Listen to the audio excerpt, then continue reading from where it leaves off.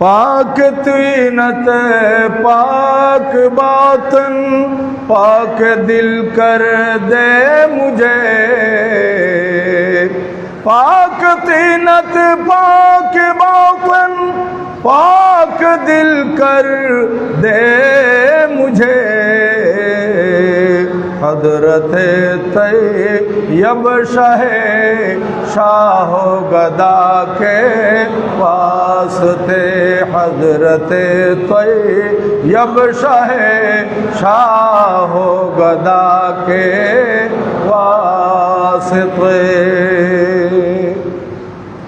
उपस्थित শ্রদ্ধাভাজন আরাকিন আঞ্জুমানে রহমানি আহমদিয়া সুন্নিয়া ট্রাস্ট বাংলাদেশ, মোহতরম মোতওয়াল্লি ও আরাকিন অত্র জামে মসজিদ কমিটি, আরাকিন মেম্বরান গাউসিয়া কমিটি বাংলাদেশ এবং আমার প্রিয় এলাকা নাজিরপাড়া তথা দূর দূরান্ত থেকে পবিত্র মাহে জিলহজ্জাতুল হারাম শরীফের দ্বিতীয় জুমা আদায় করার মানুষে এই বুজুর্গ মসজিদে জমায়েত হওয়া পরম শ্রদ্ধাভাজন মুসল্লিয়ানে কেরাম, বেরাদারান ইসলাম, আহবাবে তরিকত, পর্দার আড়ালে ওয়াজ ও নসিহত শ্রবণ করার লক্ষ্যে উজু কালাম করে অপেক্ষমান পর্দানসীন মা ও বোনেরা, বিশেষ করে যারা লাইভে আছেন, কাছের দূরের দেশের প্রবাসের সম্মানিত দর্শক শ্রোতা, আমি আপনাদের প্রতি আবারও মাসনুন সালাম পেশ করছি। আসসালামু আলাইকুম ওয়া রাহমাতুল্লাহি ওয়া বারাকাতুহু। মহান রব্বুল আলমিনের আলিশান দরবারে লক্ষ কোটি শুকরিয়া।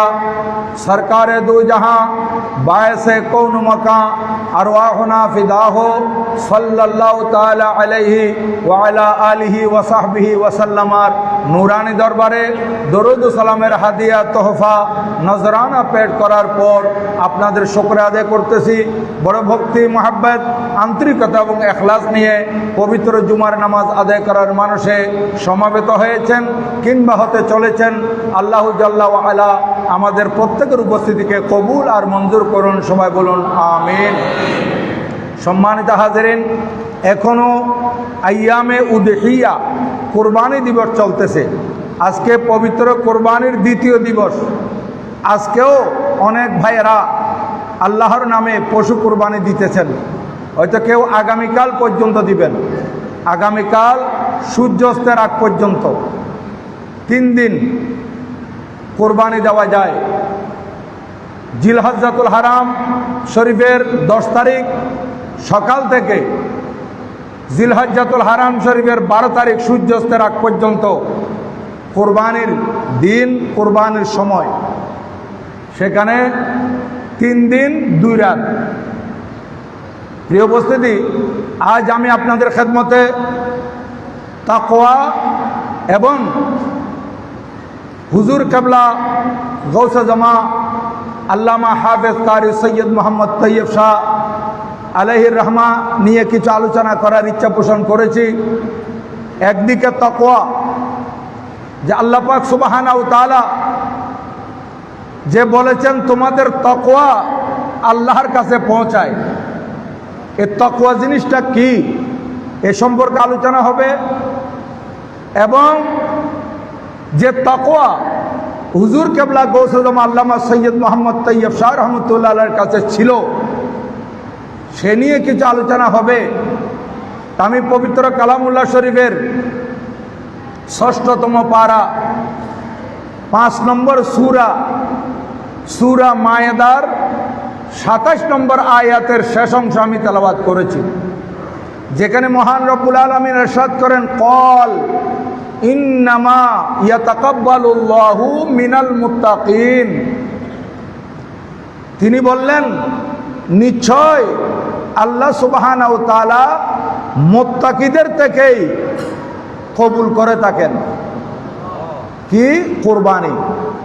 কোরবানি স্যাক্রিফাইস যেটা, এটা আল্লাহ পাক সুবহানাহু ওয়া তাআলা মুত্তাকিদের থেকে কবুল করেন। এই আয়াতে যে আল্লাহ সুবহানাহু ওয়া তাআলা কোরবানি মুত্তাকিদের থেকে কবুল করেন এটা বলেছেন, এর শান নুজুল হচ্ছে হাবিল এবং কাবিল। হযরতে সৈয়দনা আদম আলা নবিয়্যিনা আলাইহিস সালাতু ওয়াস সালামের 2 সন্তান, 2 ছেলে আপনারা জানেন সেই দুই ছেলে হযরতে সৈয়দনা আদম আলাইহিস সালাম, ওনার ছেলেদের মধ্যে দুইজনের মধ্যে বড় হাবিল আর ছোট হচ্ছে কাবিল।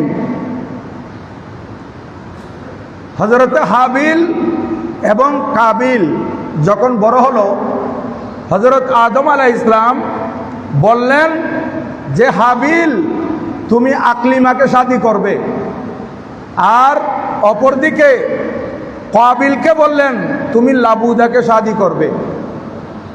কারণ লম্বা ইতিহাস, লম্বা ঘটনা বয়ান করার সুযোগ এখানে জুমার তকরিরে নাই, এই জন্য আমি সংক্ষেপে বলতেছি। হযরতে সৈয়দনা আদম আলাইহিস সালাম এবং হযরতে সৈয়দাতুনা হাওয়া আলাইহিস সালাম আমাদের পিতা এবং আমাদের মাতা, ওনাদের মিলনে আল্লাহ সুবহানাহু ওয়া তাআলা জোড়া জোড়া সন্তান দিয়েছেন। প্রথমে জোড়া জোড়া টুইন বেবি আমাদের এখানে হয়, কিন্তু আমাদের এখানে যে জোড়া সন্তান হয়, এই জোড়া সন্তানের মধ্যে দুইটা যে ছেলে হবে এটাও নিশ্চিত না, দুইটা মেয়ে হবে কন্যা সন্তান হবে এটাও নিশ্চিত না, কিংবা একটা ছেলে হবে একটা মেয়ে হবে এটাও নিশ্চিত না।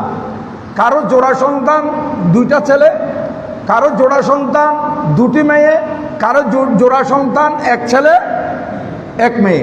কিন্তু হযরত সৈয়দনা আদম আলাইহিস সালামকে আল্লাহ সুবহানাহু ওয়া তাআলা এই জোড়া জোড়া জোড়া জোড়া সন্তান দিতে দিতে 40 জোড়া সন্তান দিয়েছেন। এর মধ্যে কোন জোড়ার মধ্যে একসাথে দুইটা ছেলে একসাথে দুইটা মেয়ে এইভাবে আল্লাহ পাক দেন নাই, প্রতি জোড়ার মধ্যে একটি ছেলে একটি মেয়ে। এই যে একটি ছেলে একটি মেয়ে, এক জোড়ার ছেলে আরেক জোড়ার মেয়ের সাথে শাদী, একই জোড়ার সাথে ছেলে মেয়ে শাদী হয় নাই। এর হযরত আদম আলাইহিস সালামের প্রথম জোড়ার সন্তান এবং দ্বিতীয় জোড়ার সন্তান, এরা যখন বড় হলো, প্রথম জোড়ার সন্তানের সাথে দ্বিতীয় জোড়ার মেয়ের সাথে শাদী, দ্বিতীয় জোড়ার ছেলের সাথে প্রথম জোড়ার মেয়ের সাথে শাদী। এইভাবে আস্তে আস্তে তৃতীয় জোড়ার ছেলের সাথে চতুর্থ জোড়ার মেয়ে, চতুর্থ জোড়ার ছেলের সাথে তৃতীয় জোড়ার মেয়ে, এভাবে পঞ্চম জোড়ার ছেলের সাথে ষষ্ঠ জোড়ার মেয়ে, ষষ্ঠ জোড়ার ছেলের সাথে পঞ্চম জোড়ার মেয়ে। এভাবে শাদী করাতে করাতে হযরত আদম আলাইহিস সালাম 38 জোড়া সন্তানদেরকে শাদী করাইয়েছেন এবং হযরত আদম আলাইহিস সালাম হায়াত পেয়েছেন 1000 বছর। উনি এই 1000 বছর হায়াতের মধ্যে আমরা তো যে কতটুকু হায়াত পাই, অনেকের নাতি পর্যন্ত দেখি, এরপরে আর দেখে না। আবার যাদেরকে আল্লাহ পাক আরেকটু বেশি হায়াত দিয়েছেন, এরা নাতির ঘরের পতি দেখে, এতটুকু, এর বাইরে আর যায় না। কিন্তু হযরত আদম আলাইহিস সালাম ওনার 1000 বছর হায়াতের মধ্যে ওনার ছেলে নাতি পতি জ্যোতি সতী লতি এভাবে উনি দেখেছেন প্রায় 40,000 সন্তান দেখেছেন, নাতি পতি জড়ি। এভাবে আরো বেশি আছে, কিতাবের মধ্যে আরো বেশি রওয়ায়াত আছে। যাই হোক, হযরত আদম আলাইহিস সালাম এখন 39তম জোড়ার ছেলে মেয়ে যখন দুনিয়াতে আসলো, ছেলের নাম রাখলেন হাবিল, মেয়ের নাম রাখলেন লবুদা। এবার 40তম জোড়ার সন্তান যখন দুনিয়াতে আসলো, হযরত আদম আলাইহিস সালাম 40তম জোড়ার ছেলের নাম রাখলেন কাবিল আর মেয়ের নাম রাখলেন আকলিমা। এখন আপনারা বুঝতে পারবেন সহজে জিনিসটা, আমি একটু লম্বা করে ফেললাম যে আপনাদের বোঝার জন্য। এই হযরত আদম আলাইহিস সালামের এই 39তম জোড়া এবং 40তম জোড়ার সন্তানরা যখন বড় হলো, তখন দুই ছেলেকে ডাকলেন।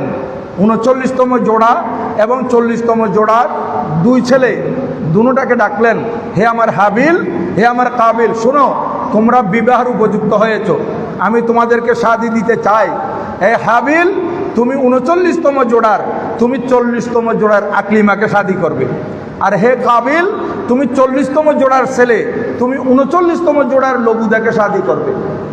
আগে যে বলেছিলাম 38তম জোড়া পর্যন্ত উনি যে শাদী করাই আসছেন, এর মধ্যে সন্তানদের মধ্যে কোনো দ্বিমত ছিল না, কোনো দ্বিবাক্য ছিল না। হযরত আদম আলাইহিস সালাম যাই বলেছেন তাই শুনেছেন। কিন্তু এখন দেখা যাচ্ছে হযরত সৈয়দনা আদম আলাইহিস সালাম 39তম জোড়া এবং 40তম জোড়ার দুই ছেলেকে যখন বললেন একজন অপর জোড়ার মেয়ে আর অন্যজন আরেক জোড়ার মেয়েকে শাদী করার জন্যে হাবিল মেনে নিলেন। কথা খুব বুঝে নেবেন। হাবিল যিনি 39তম জোড়ার, উনি কোনো কথা বলেন নাই, বাবার কথা উনি মাথা পেতে নিয়েছেন। তারপর 40তম জোড়ার ছেলে কাবিল, এই 40তম জোড়ার ছেলেই বাবার সাথে প্রথমে নাফরমানি করলো, বাবার সাথে দ্বিমত পোষণ করলো, বাবার কথা অমান্য করলো।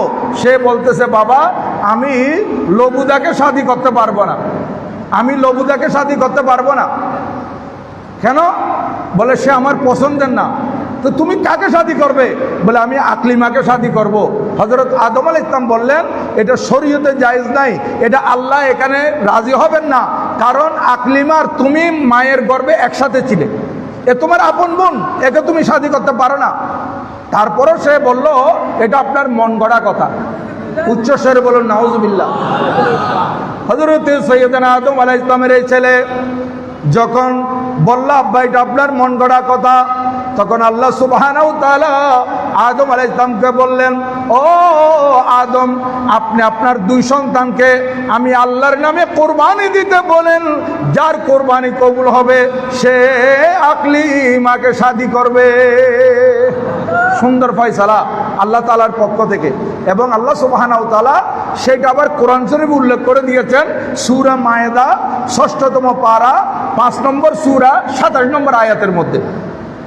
আল্লাহ পাক আমার নবীজিকে সম্বোধন করে বললেন, মাহবুব নবী, ওয়াতুলু আলাইহিম নাবাবনাই আদম বিল হক ইজ কররাবা কুরবানান। এই কোরবানি শব্দ এসে গেছে, দেখেন কোরবানিটা আরবি শব্দ।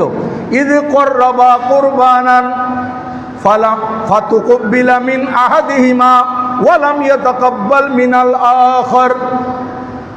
আল্লাহ জাল্লা মজদু প্রিয় নবী সাল্লাল্লাহু আলাইহি ওয়াসাল্লামকে বলেন, এ আল্লাহর মাহবুব নবী, আপনি সাহাবায়ে কেরামের সামনে হযরত আদম আলাইহিস সালামের দুই সন্তানের কোরবানির কথা বলে দিন।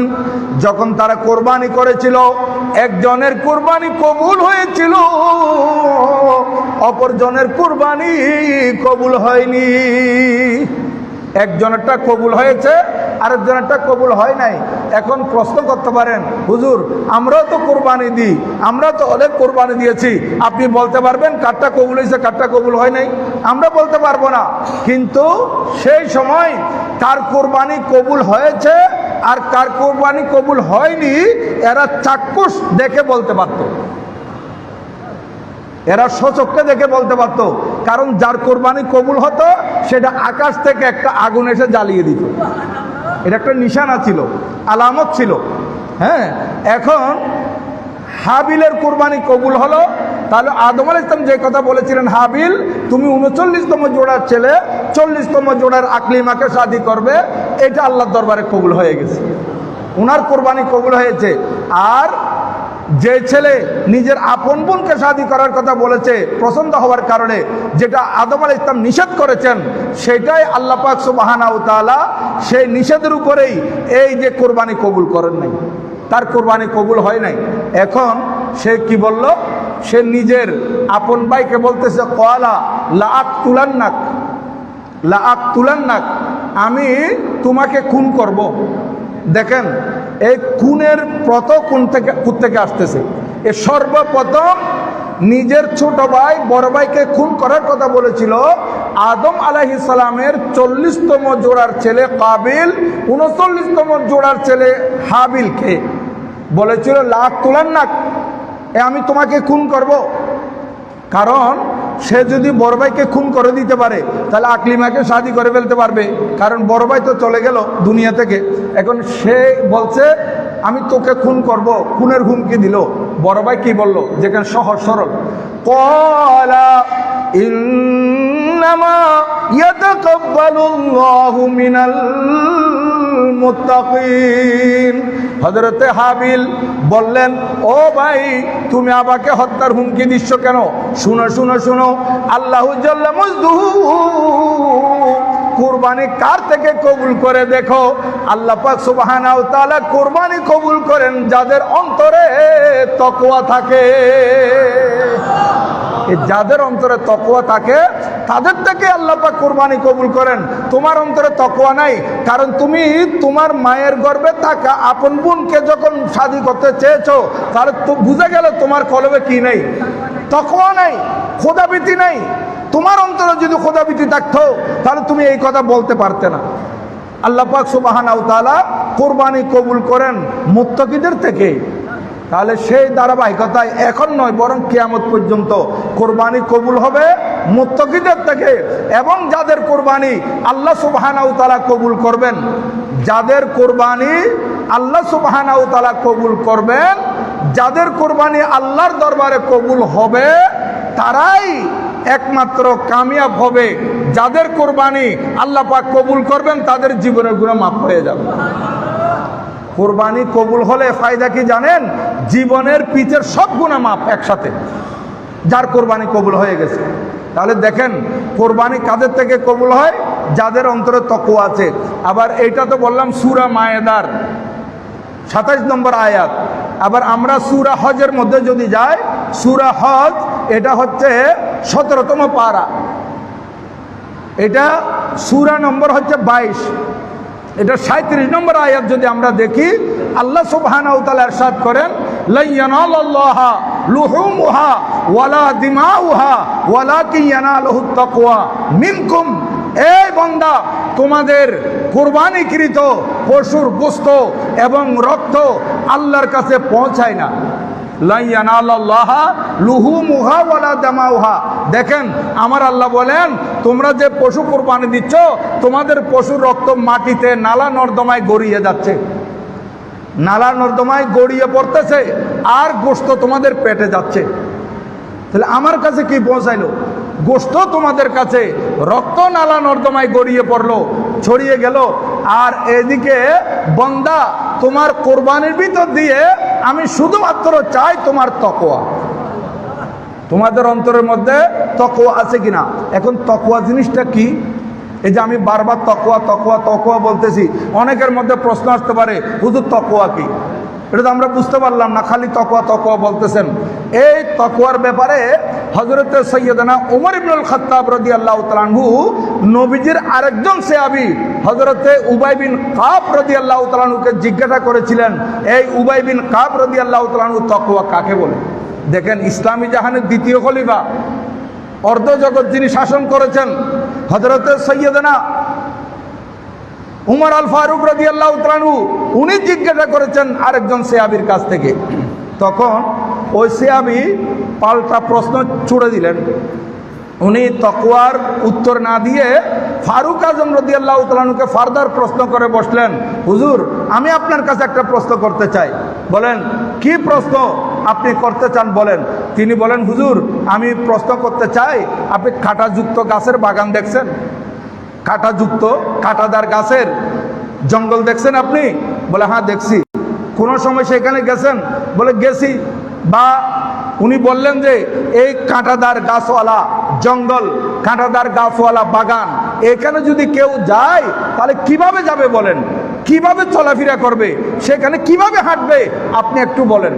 হযরত সৈয়দনা উমর ইবনুল খাত্তাব রাদিয়াল্লাহু তাআলা আনহু বললেন, এই উবাই বিন কাব রাদিয়াল্লাহু তাআলা আনহু, কোন কাঁটাদার কাঁটাওয়ালা বৃক্ষর সমাহার যেখানে আছে, সেই বাগান কিংবা সেই জঙ্গলে যদি কোনো মানুষ ঢুকতে চায়, তাহলে এমনভাবে তাকে সেখানে চলতে হবে, এমনভাবে সেখানে তাকে যেতে হবে, এমনভাবে হাঁটতে হবে, এমন কেয়ারফুলিভাবে তাকে চলাফেরা করতে হবে, যাতে করে কোনো কাঁটা তার গায়ে না লাগে, কোনো কাঁটা যাতে তার গায়ে না লাগে।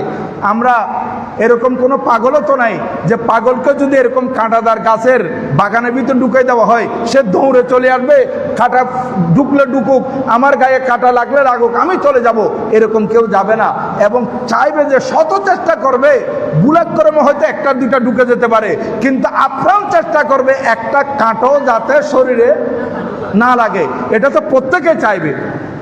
হযরতে ফারুক আজম রাদিয়াল্লাহু তাআলা যখন বললেন যে কাঁটাদার বৃক্ষওয়ালা জঙ্গল কিংবা কাঁটাওয়ালা গাছ যেখানে বেশি আছে, সেরকম বাগানে যদি কোনো মানুষ যায়, সে চেষ্টা করবে যাতে তার শরীরে কোনো কাঁটা না লাগে, সে সতর্ক অবস্থায় থাকবে, সতর্ক অবস্থায় থাকবে। হযরত উবাই ইবনে কাব রাদিয়াল্লাহু তাআলা বললেন, হুজুর এটার নাম তাকওয়া। আশা করি আপনারা বুঝে গেছেন, হুজুর এটার নাম তাকওয়া। দেখেন তাহলে আমাদের সমাজে আমরা যে বসবাস করতেছি, এই বসবাসযোগ্য পৃথিবীর মধ্যে কত শত শত অপরাধের কাঁটা আছে। এগুলো সব কাঁটা।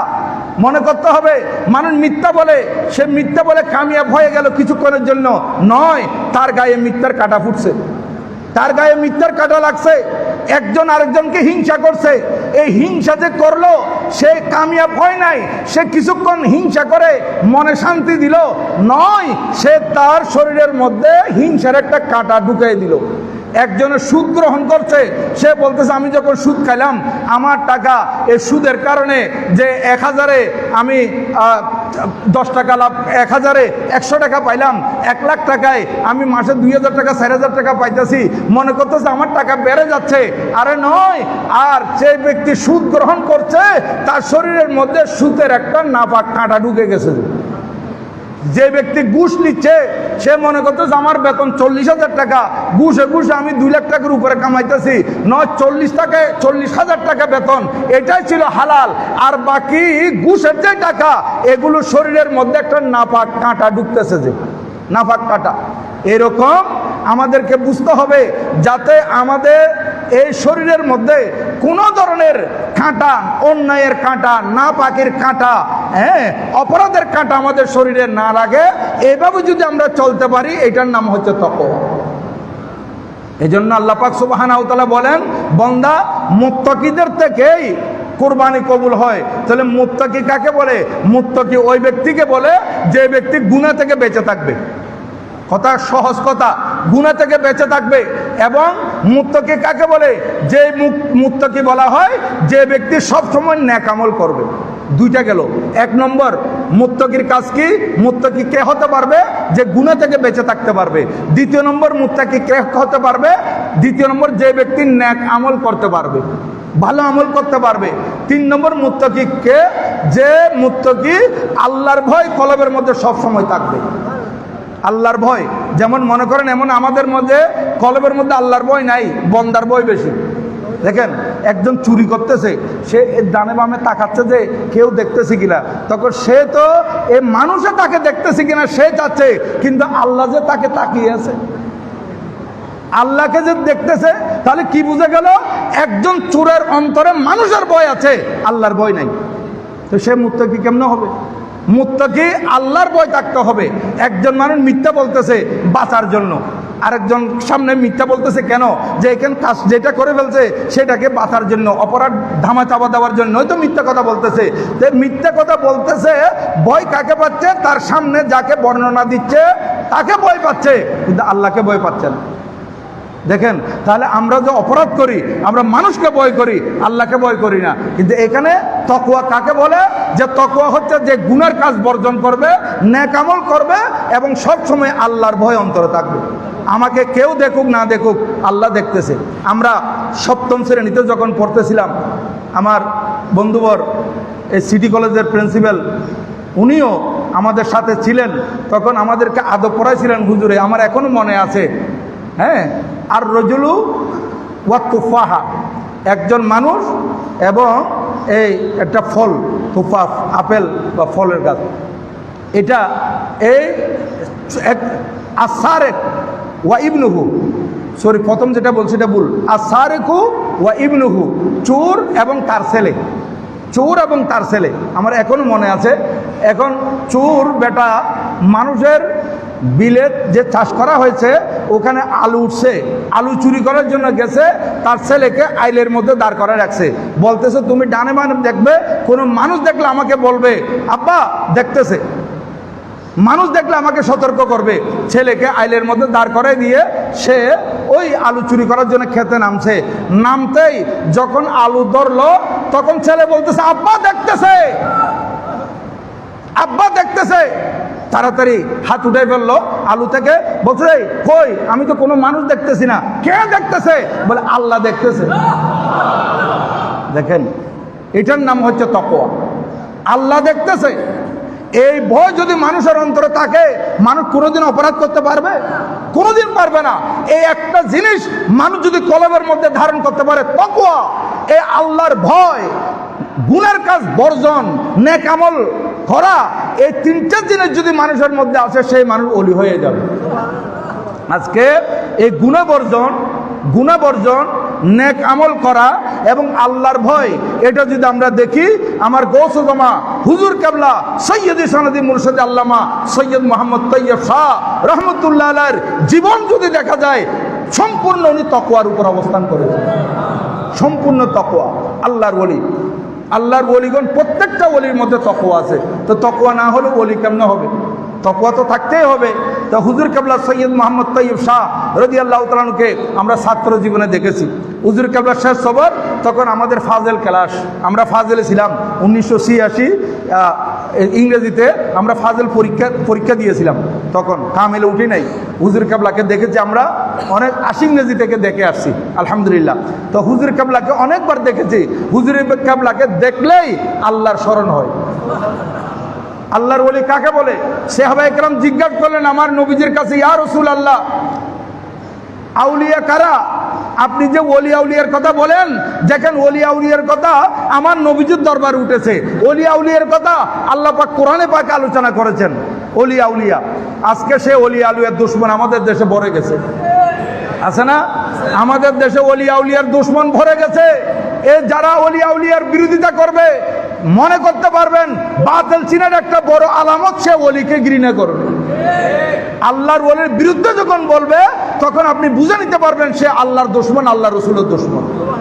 ওলি আউলিয়ার বিরুদ্ধে যখন যাবে, তখন আপনি বুঝে নিতে পারবেন সে কোরআন শরীফের দুশমন, সে হাদিস শরীফের দুশমন। কারণ ওলি আউলিয়ার কথা আল্লাহ পাক বলেছেন, ওলি আউলিয়ার কথা কোরআন শরীফে এসেছে, ওলি আউলিয়ার কথা নবীজি বলেছেন, ওলি আউলিয়ার কথা হাদিস শরীফে এসেছে। তাহলে আজকে আমাদেরকে বলতে হবে, হ্যাঁ ভালো জিনিসের সাথে নকলও বের হয়, এটাও দেখতে হবে।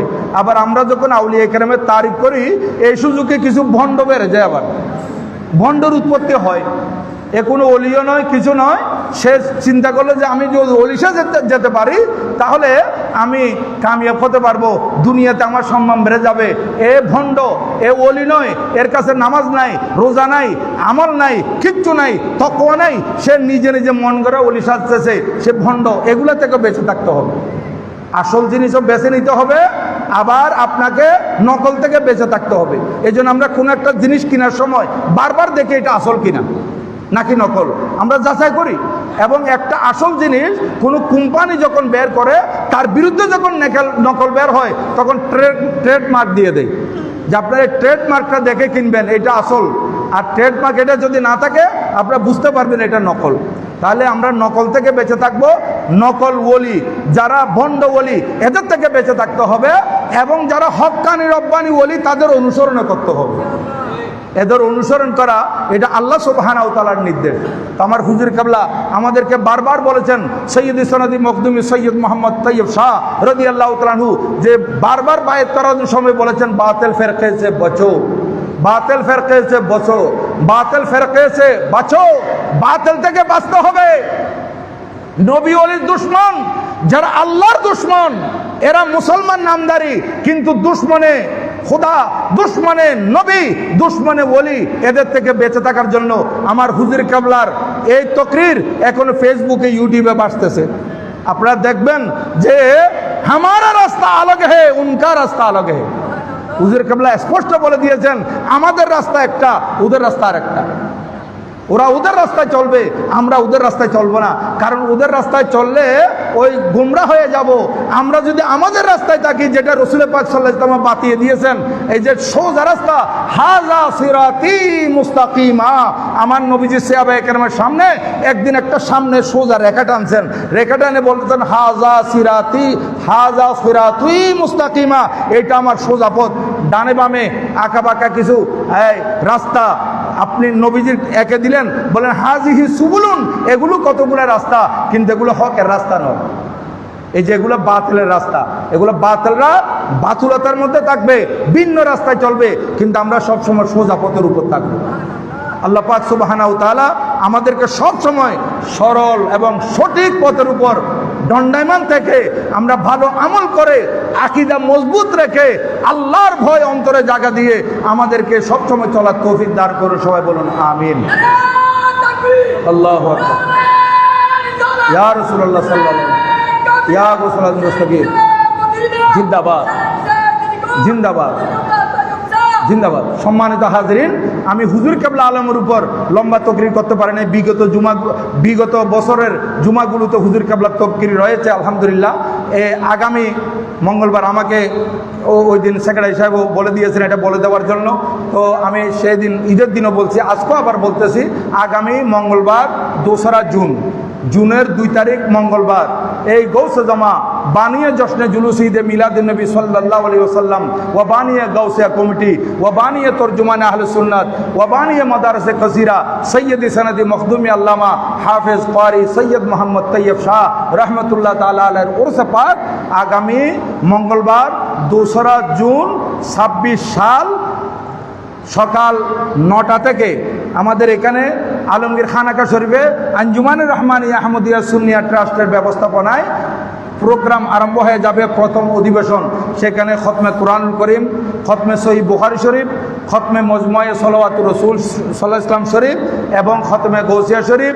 এরপর হুজুর কেবলার জীবন ও কর্মের উপর উলামা একরাম সংক্ষিপ্ত আলোচনা করবেন। তারপর মিলাদ কিয়াম সালাতু সালাম হবে, জোহরের নামাজ হবে, আখিরি মোনাজাত হবে, তবরক বিতরণ হবে। এটা হচ্ছে প্রথম অধিবেশন। আবার দ্বিতীয় অধিবেশন হচ্ছে আমাদের এশিয়া খ্যাত দ্বীনি প্রতিষ্ঠান চট্টগ্রাম জামিয়া আহমদিয়া সুন্নিয়া কামিল মাদ্রাসার শিক্ষার্থীদের বিভিন্ন ভাষার উপর হুজুর কেবলার জীবনী আলোচনা, আরবি, ইংরেজি, বাংলা, উর্দু, ফার্সি বিভিন্ন ভাষায় আমাদের এই ছেলেরা আলহামদুলিল্লাহ কত সুন্দর তকরির করে হুজুর কেবলা আলমের জীবন কর্ম করামতের উপর তারা ভাষা তকরির করবে। এরপর আসর পর্যন্ত, আসরের নামাজের পর থেকে মূল অধিবেশন একেবারে মাগরিব থেকে শুরু করে, আসর থেকে শুরু করে মাগরিব এশা পর্যন্ত মূল অধিবেশন, যেটা তৃতীয় অধিবেশন চলবে। সেখানে আলহামদুলিল্লাহ আমাদের আহলে সুন্নাত ওয়াল জামাতের স্বনামধন্য উলামা একরামদেরকে আঞ্জুমানের পক্ষ থেকে দাওয়াত দেওয়া হয়েছে। জামিয়া শিক্ষকগণ যারা ভালো বক্তা এদেরকে নোটিশ দেওয়া হয়েছে, ওনাদের কাছে দাওয়াতনামা পৌঁছানো হয়েছে। ওনারা আলহামদুলিল্লাহ হুজুর কেবলা আলমের জীবন কর্ম করামতের উপর সুন্দর আলোচনা করবেন এবং অতিথি যাদেরকে আঞ্জুমানের পক্ষ থেকে দাওয়াত দেওয়া হয়েছে এই অতিথিগণ তশরিফ আনবেন, ওনাদের আলোচনা হবে। তো সেই দিন হুজুর কেবলার অনলাইনে আলহামদুলিল্লাহ এই প্রোগ্রাম এটা তো থাকবে। হুজুর কেবলা অনলাইনে আমাদের জন্য দোয়া করবেন এবং আমাদের জন্য তাকরির করবেন। আপনারা প্রত্যেকে যত সময় চলে আসবেন এবং আপনারা যে হাদিয়াগুলো দিচ্ছেন আলহামদুলিল্লাহ জামিয়ার ময়দানে আপনাদের হাদিয়াগুলো দাঁড়িয়ে আছে, দেখলে মন জুড়িয়ে যায়। আপনারা অনেকেই আমাদের গৌসিয়া কমিটির বিভিন্ন শাখা, আমি এই মাঠে গেলে দেখি যে ভাইয়ারা আসতেছে, গরু নিয়ে আসতেছে, হাদিয়া নিয়ে আসতেছে এবং আমিও কয়েকটা দেখছি, আমাকে দেখাইছে, আমি দোয়া করছি। এভাবে আপনারা হাদিয়া দিচ্ছেন, হুজুর কেবলা রুহানি ফুয়ুজাত আপনারা হাসিল করতে পারবেন, আল্লাহ এবং আল্লাহ রাসূল সাল্লাল্লাহু আলাইহি ওয়াসাল্লামের রাজামন্দি হাসিল করতে পারবেন। আপনারা এইভাবে হাদিয়াগুলো দিচ্ছেন, এগুলো উরসে পাকে যে সমস্ত ভাইয়ের আসবে তাদের জন্য তবরুক হিসেবে ব্যবস্থা হবে। আল্লাহ পাক সুবহানাহু ওয়া তাআলা আমাদেরকে এই হুজুর কেবলা গৌসে জমা সৈয়দ মোহাম্মদ তৈয়ব শাহ রহমতুল্লাহ আলাইহির রুহানি ফুয়ুজাত হাসিল করার জন্য আমাদেরকে তৌফিক দান করুন এবং এই উরসে পাকে স্বতঃস্ফূর্তভাবে যোগদান করে আমাদেরকে হুজুর কেবলা আলমের রুহানি ফুয়ুজার সাথে সাথে আল্লাহ সুবহানাহু ওয়া তাআলা এবং তার প্রিয় হাবিব সাল্লাল্লাহু আলাইহি ওয়াসাল্লামের রাজামন্দি হাসিল করার তৌফিক দান করুন। আমিন। ওয়া মা আলাইনা ইল্লাল বালাগ। ওয়া আসসালামু আলাইকুম ওয়া রাহমাতুল্লাহি তাআলা ওয়া বারাকাতুহু।